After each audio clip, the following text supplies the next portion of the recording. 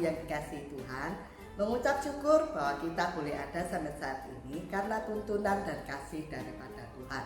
Hari ini renungan sudah sampai di dalam Mazmur pasal 35 sampai 37. Karena renungannya yang akan saya ambil bahwa kita menjadi anak-anak Tuhan Yesus harus berpendirian kuat, teguh di dalam kebenaran firman Tuhan.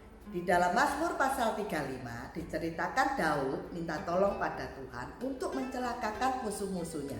Sedangkan di dalam perjanjian baru, Tuhan Yesus berkata, kasihilah musuhmu dan berdoalah untuk mereka.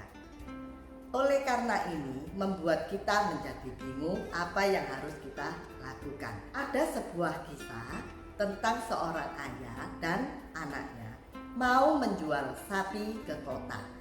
Tapi perjalanannya sangat jauh, sehingga dia ketika di dalam perjalanan dilihat anaknya capek, langsung disuruh naik di atas punggungnya sapi.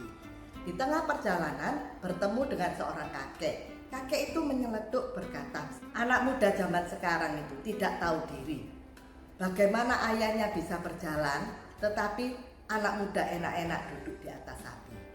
Karena mendengar hal seperti itu, lalu ayahnya menyuruh anaknya untuk turun dari atas sapi dan dia lalu naik di atas punggung sapi. Ketika berjalan, bertemulah mereka dengan seorang nenek. Nenek itu langsung berkata, wah, kamu itu orang tua yang tidak tahu belas kasihan kepada anak-anak. Masa anakmu sampai capek, kamu enak-enak duduk di atas sapi. Melihat hal ini, lalu ayahnya berkata kepada anaknya, ayo sudah kita duduk di atas sapi sama-sama, karena perjalanan masih jauh. Selang berapa lama, lalu mereka bertemu dengan seorang penyayang hewan. Dan orang ini langsung menyeletuk seperti ini. Memang dua orang ini tidak mempunyai peri kebinatangan. Masa sapinya sampai kelihatan lelah, dua orang bisa duduk di atas sapi. Lalu karena tidak enak hati, bapak ini dan anaknya turun dari sapi, lalu membawa sapinya sampai ke pasar hewan. Dan ketika di pasar hewan bertemu dengan pedagang di sana, pedagang itu menyeletuk, wah sungguh bodoh orang dua ini. Bagaimana mereka punya sapi, tapi mereka kelelahan berjalan dan tidak menunggangi sapi. Karena hal ini membuat bapak ini lalu marah. Kok menjadi bingung sih jadi orang? Lalu dia tidak jadi menjual sapinya dan dia pulang ke desa lagi, tidak jadi jual sapi. Tetapi di tengah perjalanan mereka dirampok dan sapinya diambil orang. Melalui kisah ini kita dapat mengerti bahwa menjadi orang haruslah punya pendirian yang kuat di dalam hidup ini.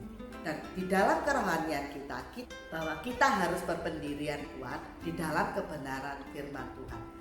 Sebab ketika kita menyanyi, tidak mungkin kita satu not aja kita tahu bahwa kita sudah bisa menyanyi. Ataupun kita membaca berita, cuma baca depannya saja kita sudah tahu apa isinya.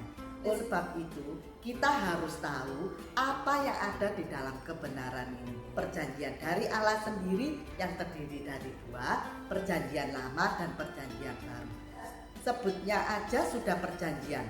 Tentu saja harus membacanya, menelitinya agar kita tahu apa yang menjadi hak-hak kita, apa yang menjadi kewajiban kita, dan apa yang akan terjadi yaitu sanksi-sanksi ketika kita tidak berjalan dalam kebenarannya, serta apa yang membuat kita diberkati. Dalam hidup ini kita dapat berkata seperti di dalam Mazmur pasal 37 ayat 4, yaitu Tuhan menetapkan langkah-langkah orang yang hidupnya berkenan kepadanya.